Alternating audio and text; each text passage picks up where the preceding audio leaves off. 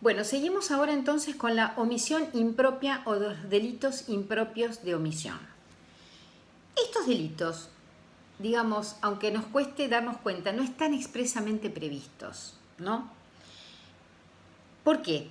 Porque son delitos que se corresponden con los que sí están expresamente previstos en forma activa. Entonces, un caso de delito de omisión impropia es el homicidio por omisión.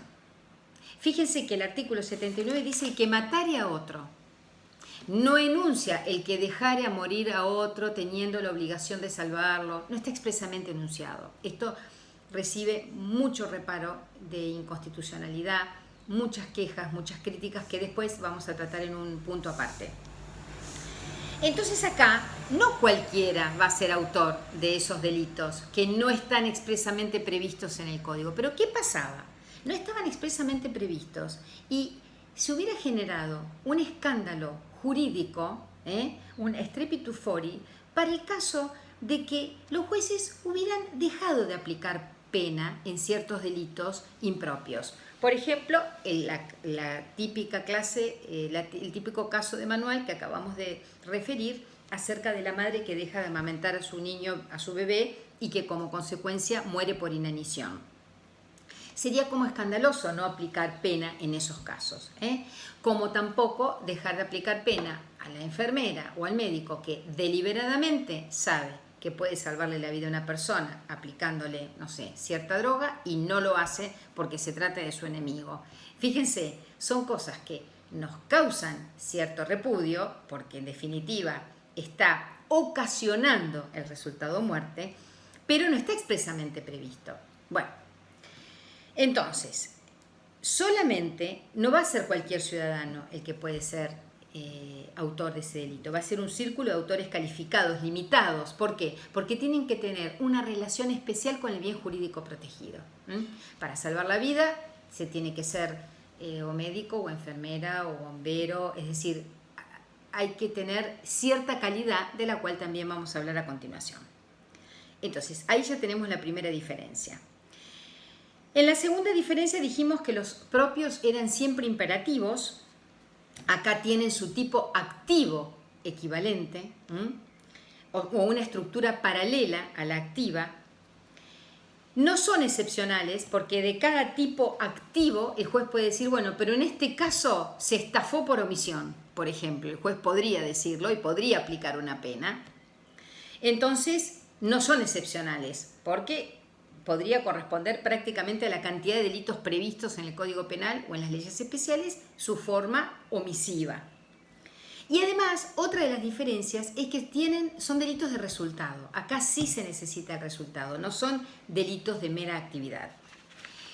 Habíamos dicho que estos tipos penales tenían mucho reparo de inconstitucionalidad porque, como ustedes saben, lo que se estaría afectando porque en sí el que aplica pena para el caso de causar una muerte por omisión, es decir, por no haber actuado, se estaría aplicando una pena del homicidio, un supuesto muy semejante. Entonces, piensen ustedes cuál es el principio que se estaría violentando en este caso. Es el principio de legalidad, con su debida proscripción de la analogía. Estaba prohibida la analogía y muchos autores, entre ellos Zaffaroni, dicen, no se puede aplicar pena en estos casos. Los que sí están de acuerdo con que existan las omisiones impropias, dicen que es materialmente imposible definir en el Código Penal o en las leyes penales la diversidad y variedad de casos que sería infinito. Entonces dicen, pasa lo mismo que con los tipos imprudentes, que son tipos abiertos. Se dan los lineamientos básicos y después el juez tiene que cerrar estos tipos penales. Esto lo van a entender cuando vean la clase que todavía ustedes no vieron de delito imprudente.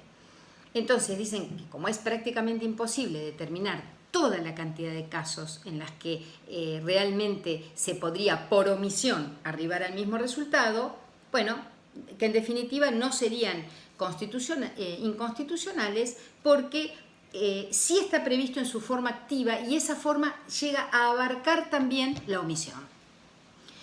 En muchos códigos modernos, como por ejemplo en el código alemán, se prevé en la parte, no en la parte especial donde están todos los delitos, sino en la parte general, se prevé lo que se llama cláusula de equivalencia. Lo mismo ocurre con el Código Español, por ejemplo en el artículo 11.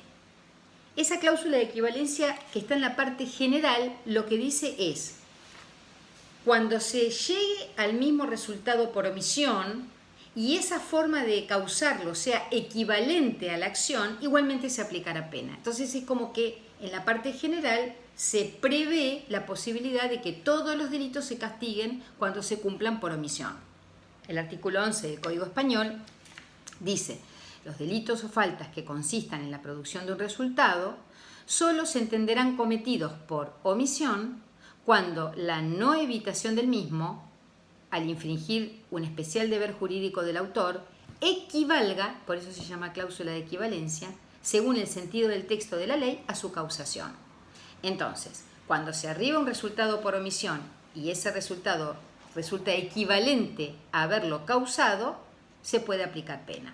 Muchos códigos tienen esta cláusula cita que no tenemos en el Código Penal argentino y que de todas maneras en muchos casos también hay una cláusula que se llama de correspondencia, porque también muchos códigos dicen, bueno, y en estos casos hay que aplicar pena menor. Entonces, en un caso de una omisión, por ejemplo, un homicidio por omisión, no se aplicaría de 8 a 25, sino que se reduciría la pena.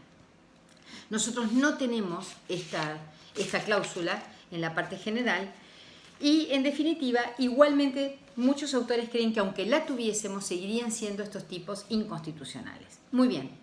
Más allá de la opinión de gran cantidad de autores de que es inconstitucional, esto es una creación jurisprudencial. Los jueces, para que no queden impunes estos supuestos, igualmente han aplicado pena en cada caso en concreto. Entonces, ya vimos la diferencia entre la omisión propia y la omisión impropia y hablamos también de la inconstitucionalidad que se les critica a estos tipos omisivos impropios. Vamos a retomar estos impropios. Habíamos dicho que no cualquiera puede ser autor de las omisiones impropias, sino ciertos autores que tienen una relación especial con el bien jurídico protegido. A esto se le denomina posición de garante. Y el juez es quien designa la posición de garante.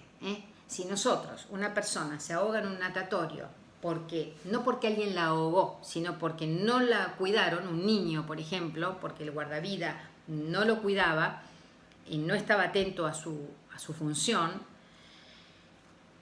tendrá que ver el juez si le correspondía a esa persona el cuidado de ese menor, porque a lo mejor no era ese profesor, era otro, a lo mejor ese era el bañero que estaba en la parte de la pileta de adultos y no era. Entonces, para determinar ese círculo de autores y acotar ese círculo de autores probables es que existe la llamada posición de garante, que viene un poco a contrarrestar toda esta inconstitucionalidad que se le critica a los tipos omisivos. Esta posición de garante viene de 3 fuentes: la ley, el contrato o el hecho precedente, que tiene que ser contrario a derecho, o injerencia se llama también el hecho precedente. La ley, por ejemplo, la ley puede ser que establezca ciertas obligaciones para algunos sujetos, como pasa con los padres en relación a los hijos. Tenemos el deber de alimentarlos, de educarlos, de acompañarlos. El médico de un hospital público, el médico de guardia, es un funcionario público que por ley tiene la obligación de atender al paciente que llega accidentado, no importa la hora, tiene que ocuparse. Los sujetos que están afectados a la protección o a la vigilancia de terceros, como puede ser la policía o los bomberos, o los que tengan una relación especial con una fuente de peligro, especial privada, no me refiero a los bomberos, sino por ejemplo quien tenga en su poder un animal salvaje. Entonces, al tener un animal salvaje, voy a tener que responder por los daños que causen mis cosas o mis dependientes, como dice el Código Civil. Entonces, la ley me impone la obligación de salvaguardar la vida de terceros por el daño que puedan ocasionar mis cosas, mis animales, lo que fuere.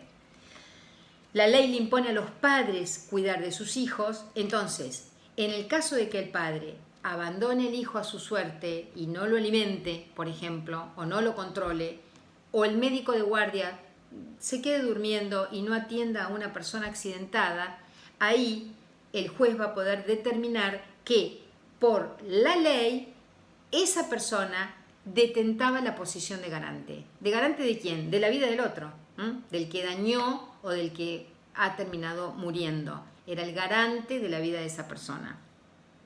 Entonces, por un lado la ley, por otro lado el contrato.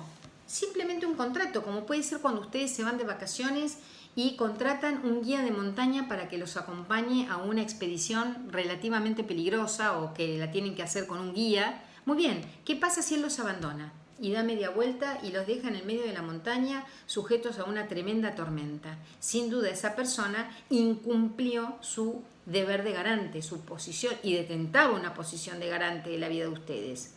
Eso no quiere decir que igualmente ocurra un accidente estando presente, porque hay cosas que pueden corresponder a la naturaleza y no le van a dar a él ninguna responsabilidad. Recuerden, acá entraría a jugar el principio de culpabilidad.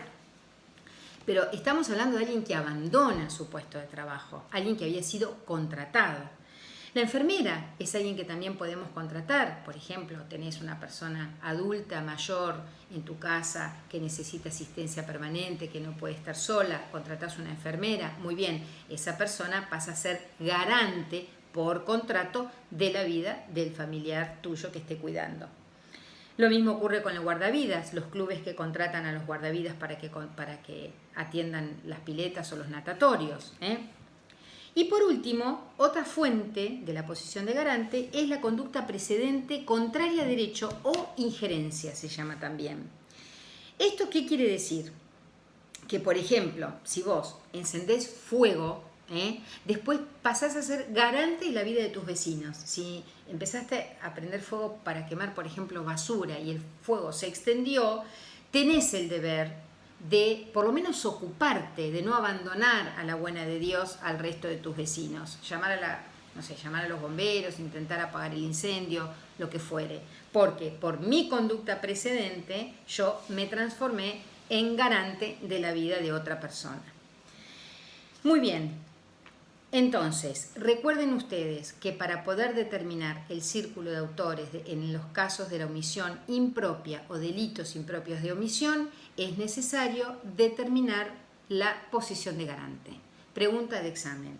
¿Quién va a determinar la posición de garante? El juez, cuando analice el caso concreto.